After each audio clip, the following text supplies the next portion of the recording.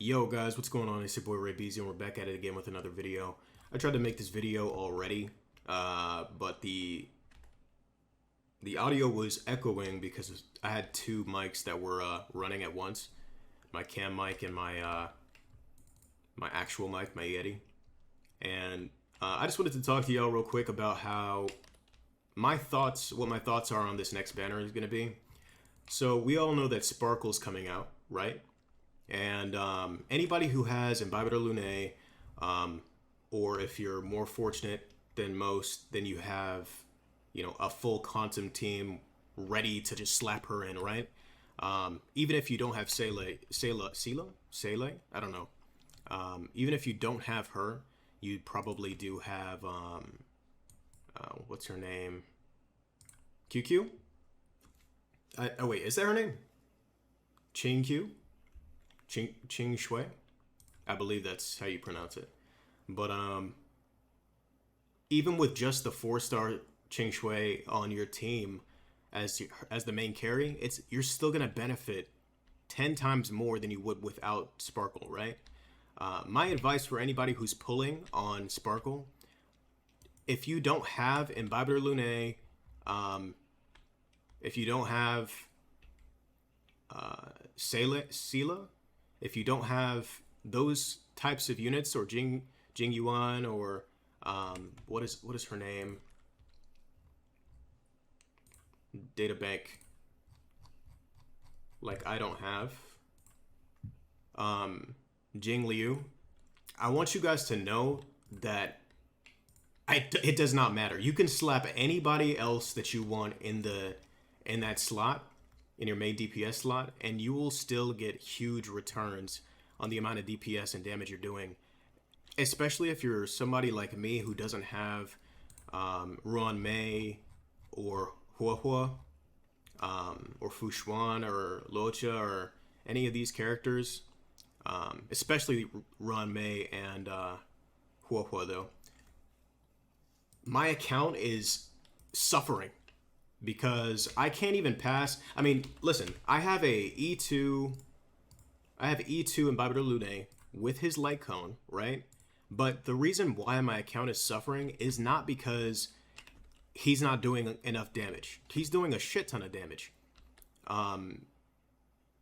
It's the fact that the supports that I have for him are not supporting him well enough, right? So when it comes to heals, I know Huahua will be 10 times better. She also increases the amount of damage that, I don't know the full details, right?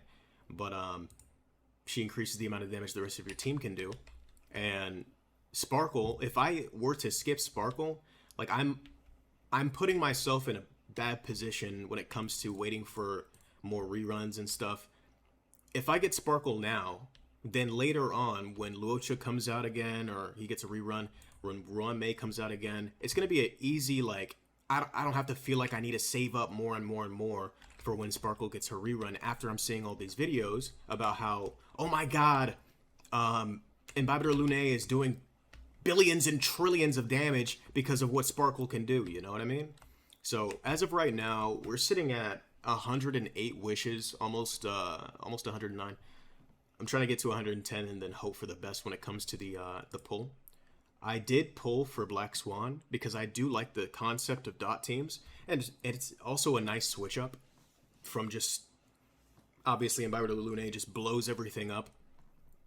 But it's also going to be really nice because instead of having Ting Yun on the team, or I can have both, instead of having Ting Yun on the team with Imbibitor Lunae, even though she's C6 or E6, I'm very interested to see how much better it's going to be at an E0 Sparkle on the same team, just switching out Ting Yun.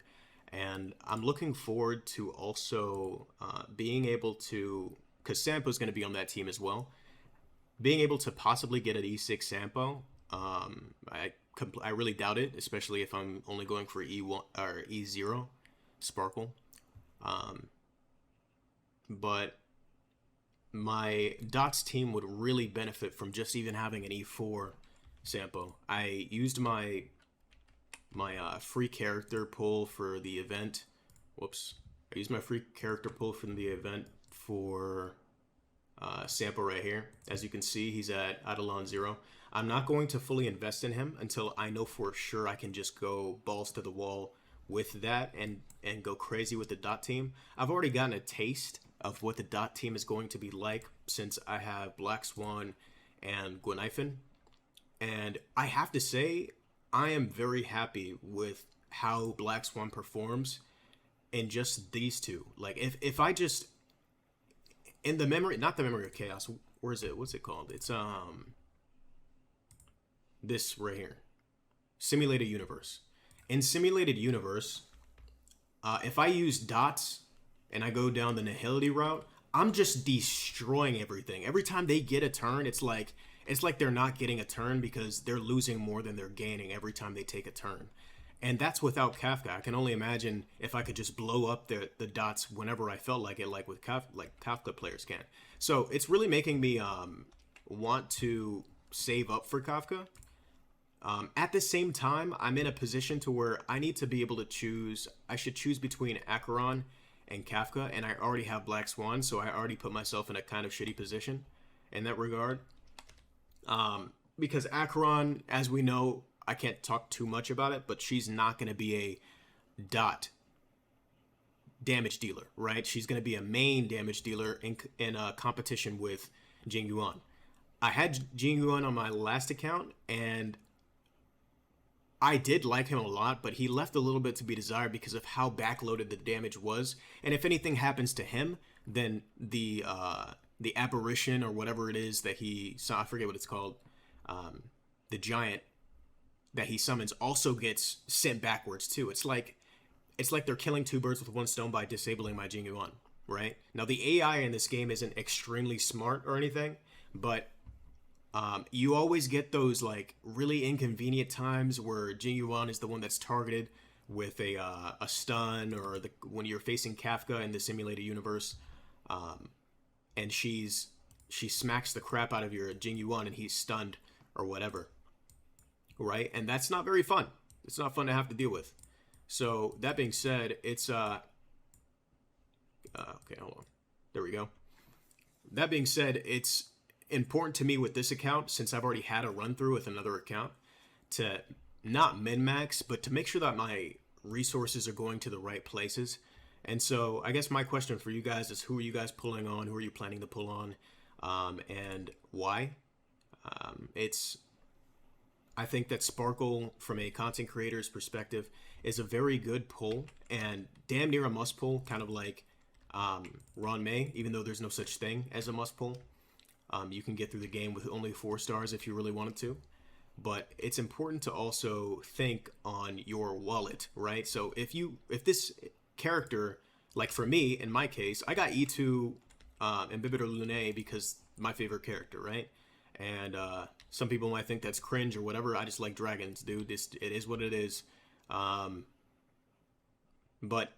Sparkle being able to make my Dan Heng even more ginormous than he is already is just, it's too much to pass up, you know? It's almost too good to be true, because, you know, I don't like looking at leaks or anything, but seeing that the crit damage aspect, you know, the crit, all that stuff that she does, you know, the skill point generation, it's like she fixes everything that's wrong with Dan Heng. I'm sure he's still gonna have some issues, right? Especially if you don't have Eidolons on him. But it's still going to be a net positive to get her than to not get her. You know what I mean? If you have any questions about my account, or you want to talk to me personally, I do look at the comments. So feel free to ask any questions or tell me what you guys think on the upcoming banners, Acheron, Imbibitor Lunae. You guys can even talk to me about your own specific accounts and problems that you guys are having, and maybe I can have like some kind of input. So I appreciate you guys for watching, and feel free to like, share, and subscribe.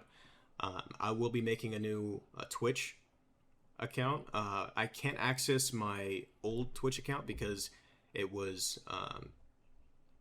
it's inaccessible from where I live right now. So yeah, tough, Sag. Peace, save your money. And if you guys want to roll for a character, please don't break the bank to get the character. It's not worth it, guys. Come on. So yeah, be easy, guys.